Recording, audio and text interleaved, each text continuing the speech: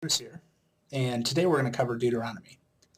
If you recall, the story of Numbers actually covered a time when Moses and his people ran into a little bit of a struggle where only a few of the spies that had gone out, Joshua and Caleb, came back and actually maintained their faith in God as they went out and surveyed the land. So there was a whole new generation coming up that was set up to take the inheritance of the promised land, and the only two people from that original group that were going to take it were Joshua and Caleb.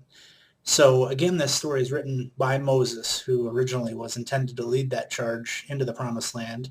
And this is a little bit later now than Numbers and some of the previous books, written about 1400. 1407 is the estimated time. And the purpose of this book is really to remind a new group of people of what God had done and to put them in a place where they can rededicate their lives to service to Lord. The contents of the book focus on what God has done for us, and that can be found in chapters 1 through 4.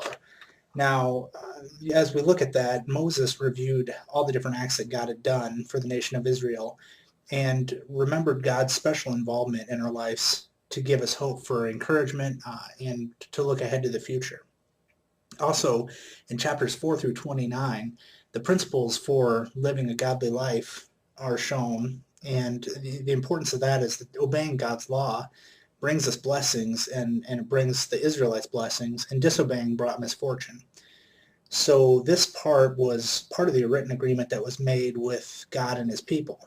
And although we are not part of this covenant, the principles here are very structurally and soundly based and they hold true today. So obedience and disobedience carry inevitable consequences that not only impacts the life that we live now, but also the life that we'll live in the future. There's also a call for commitment to God in chapters 29 and 30, and this just was Moses recalling his people to commitment. And God, in a very similar way, calls us to be committed to love him with all of our heart, soul, mind, and strength. And finally, the change in leadership. So Moses goes through his last days and finally passes away. And Moses made some serious mistakes over his time, but he lived uprightly and carried out a lot of God's commands. Moses did die with integrity, and we too can make serious mistakes in our lives, but that shouldn't stop us from living with integrity and a godly commitment. So as we look ahead to Moses getting into repeating that message or that story to a younger audience, several things are covered as part of that conversation. You hear the Ten Commandments come out again. They're repeated in Deuteronomy 5, 7 through 21. And then again, we hear about the Levites who worked for the Lord. They didn't own any land in the Promised Land. That's found in chapter 10, verses 8 and 9. We also hear about what to eat and what not to eat in chapter 14, verses 3 through 21. And then the every 7 years that debt must be canceled is found in chapter 15. And that was called the year of release, excuse me. And there were also 3 cities of refuge set up, which was called, if you recall back to Numbers, that was pointed out in Numbers, and that's found in chapter 19, verses 2 and 3. So, the big climax to the story was Moses, at 120 years old, was sent to Mount Nebo, which was right across from the Promised Land, so he could see where his previous destiny was planned to be. And the Lord buried him in a valley near Beth Peor in Moab. So as we kind of look ahead to what the summary of Deuteronomy tells us, let's start with history. So looking at history, Moses reviewed the mighty acts of God, where he liberated Israel from slavery in Egypt. He took a look back at how God had helped them and the people had disobeyed in those times. So the importance of that lesson, if you will, is that by looking at God's promises and mighty acts in history, we have the opportunity to learn about his character. We come to know God more intimately through understanding how he has acted in the past, but we can also avoid mistakes for our own lives through learning from Israel's past failures. regarding the laws, it was important for people to renew that covenant or that commitment, the bond, the contract, if you will, between God and his people.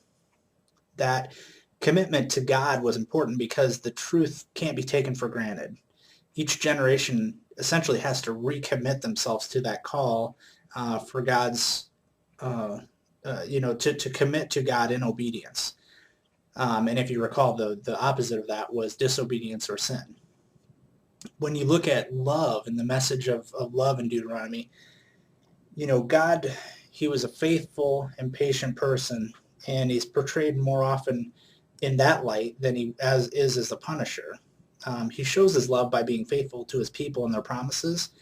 And in response, God desires love from our heart, not merely a legalistic keeping of the law, or following what the law should say. And that's important to us because God's love forms the foundation for our trust in him. And we trust in him because he loves us. Because he loves us, we should maintain justice and respect. And choices, this theme has come up earlier in the Bible as well. But God, reminded people that in order to ratify his covenant, they must choose that path of obedience. And it takes a personal decision to obey, but it would bring benefits to their lives. If they rebelled, it would bring calamity. And our choices do make a difference. Choosing to follow God benefits us and improves our relationship with others. But choosing to abandon God brings harm to ourselves and others. And finally, the teaching. God commanded the Israelites to teach their children his ways. They were to use that ritual, instruction, memorization, to make sure that their children understood the principles and passed them on to the next generation beyond them. And the importance in that teaching piece of it is that quality teaching for our children must be a priority. It's important to pass on God's truth to future generations, and because that's rooted in our traditions. But God desires that his truth be on our hearts and our minds and not merely just a part of our traditions. So with that, that's Deuteronomy in 10 minutes or less.